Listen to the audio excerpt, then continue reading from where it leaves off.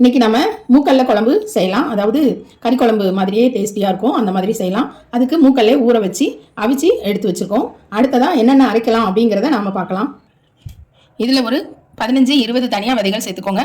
2 பச்சை மிளகாய், இஞ்சி, பூண்டு, சோம்பு சேர்த்துக்கலாம். இதை நம்ம அரைச்சி எடுத்துகிட்டு வந்துடலாம். இப்போ நம்ம இதை பல்ஸ் மோடில் போட்டு வந்துட்டோம். இன்னும் அதுக்கு அடுத்து என்ன அரைக்கலாம் அப்படின்னா தக்காளி அரைச்சிட்டு வந்துடலாம். இப்போ நம்ம தாளிச்சிடலாம். கடாய் காஞ்சிச்சு. அரைக்கிற வெங்காயம் சேர்த்துக்கலாம். ஒரு 2 கத்திரிக்காய் சேர்த்துக்கலாம். தேவையான அளவுக்கு கல்லுப்பு சேர்த்துக்கலாம். நல்லா ப்ரௌனாக வதங்கட்டும்.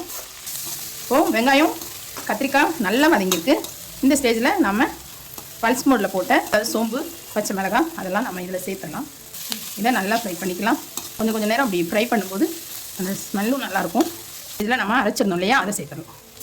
கிளறி விட்டுடலாம். காரம் சேர்த்துடலாம். நல்லா கிளறி விடலாம். நம்ம அவிச்சு வச்சிருந்தோம் இல்லையா, அந்த மூக்கல்ல சேர்த்துடலாம். இப்போது நல்லா இந்த கிளறி விட்டுடலாம். இது டேஸ்ட் உங்களுக்கு வித்தியாசமாக ரொம்ப சூப்பராக இருக்கும். இதில் கொஞ்சமாக நம்ம இதை எடுத்து வச்சுருக்கோம். இதை நம்ம அரைச்சி இப்போ அதோடு சேர்த்துடலாம்.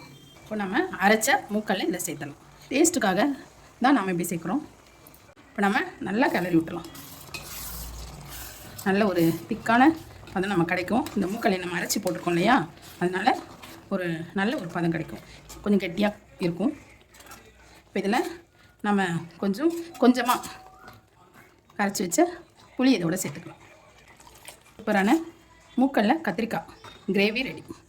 இதே மாதிரி இதே மெத்தடில் செஞ்சு பாருங்கள். ரொம்பவே டேஸ்டியாக இருக்கும்.